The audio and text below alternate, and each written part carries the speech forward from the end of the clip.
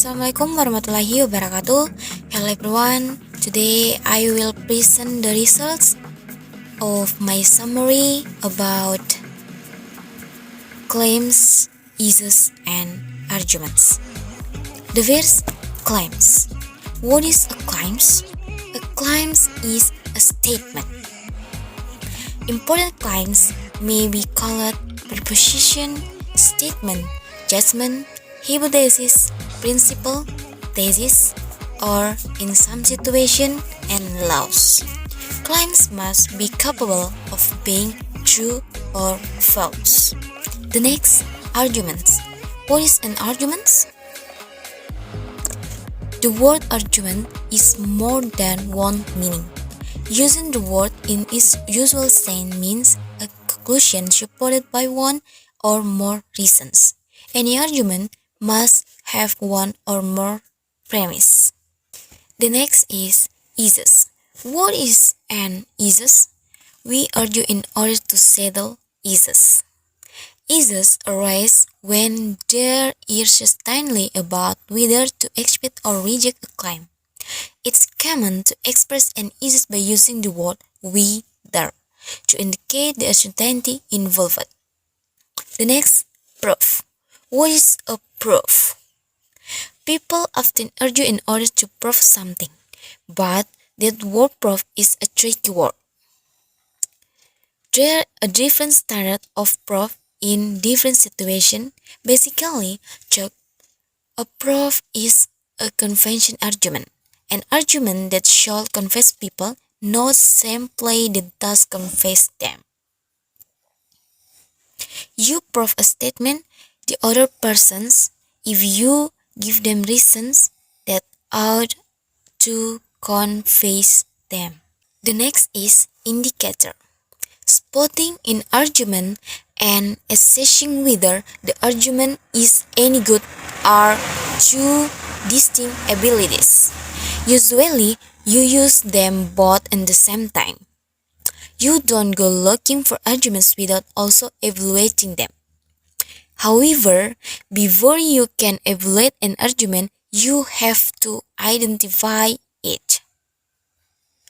Okay, for example, premise indicators.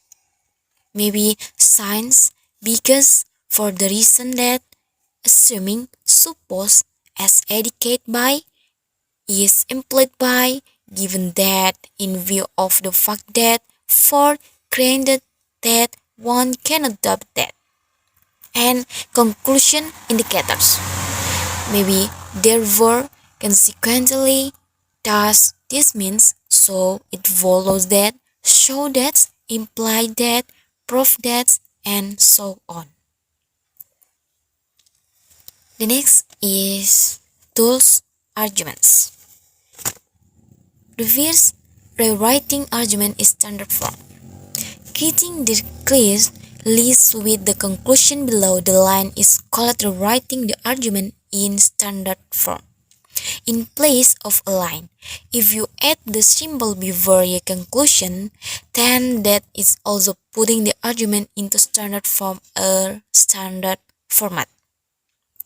The next, conditional and the word if. The word if is not the list of premise indicator words. You cannot rely on if to indicate a premise. The next is locating and state conclusions. Just we did a missing premise by using our knowledge of indicator terms and of what is needed for deductive validity and inductive strength. So we can also use that knowledge to dictate missing conclusions. The next, deductively valid and inductively strong. The primary goal in argumentation is for the conclusion to follow from its basic premise either with certainty or with high probability. The next, uncovering implicit premise. Reasoners often leave parts of their reasoning unstated. Implicit premise are the unstated claims or unstated assumption of the argument. The next, detecting obscure argumentation.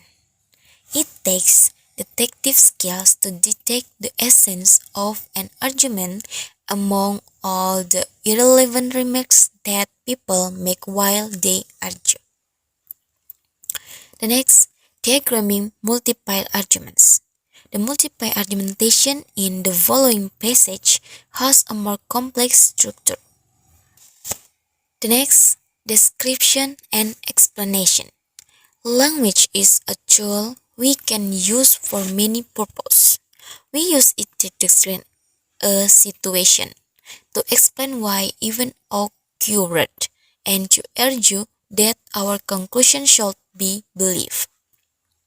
The one, a description say that it's like that, and an explanation say how it came to be like that. An argument tries to convince you that it is like that. The next, review or major points.